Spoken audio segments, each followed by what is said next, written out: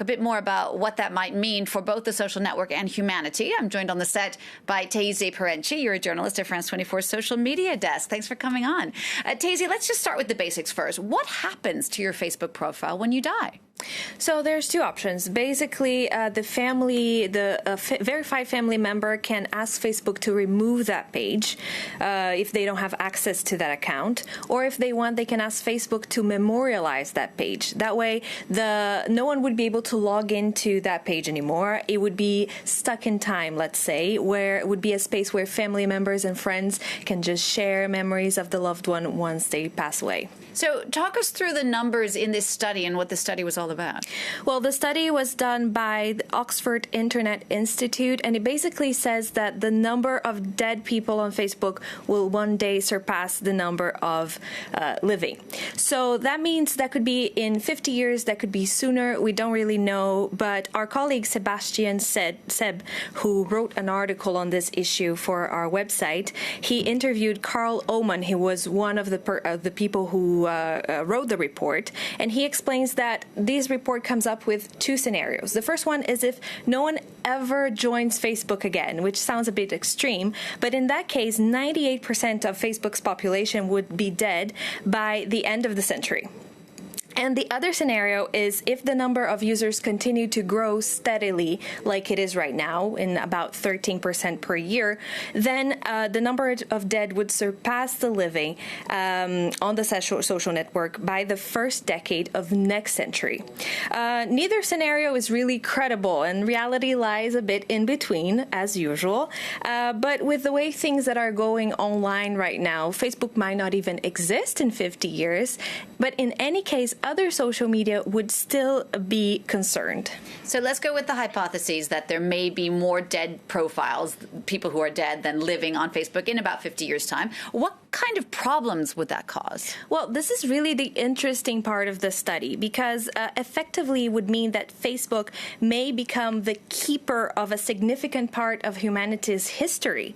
Until now, historians have relied on famous people and powerful, illustrious characters to tell the history of humanity, and the regular people are not, there's not that much on them. What this would now mean is that it would be the first really democratic archive of our era, of this era of humanity.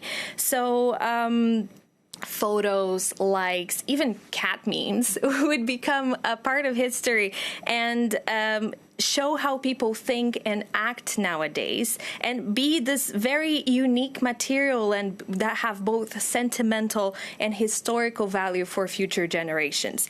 Now, you said there are problems that come with that. The first one would be the fact that Facebook, the measures that they take to honor the dead, like we were saying before, the memorial pages, they are basically inspired by Western costumes and don't really take into account the traditions of other cultures and countries. And as the study says, the number of this digital cemetery will be mainly populated by Africans and Asians, as they are the population that is growing the most on Facebook right now. The second problem that I want to talk about is the fact that Facebook would hold the key to this resource. This would be a privatization of our shared memory. So all of this data, this human memory, is increasingly in the hands of these few technological empires that respond above all to profit. So keeping all of these pages is very expensive, and so Facebook might try to either remove those pages, and they would remove first the pages that would be the least economical viable pages that they have, or if they do keep it, they might charge to have access, for you to have access to this archive, and because they have no real incentive to just give access for free. And so history would become this commodity, with historians having to pay, for example, to access information posted on, let's say, the Arab Spring, when Facebook was used a lot. So is there anything that can be done, any projects that are underway now to try and preserve this piece of history of our memory without going via Facebook? So Facebook ideally could emulate Twitter, which Twitter donated the digital archive of all of its public tweets to the U.S. Library of Congress in 2010.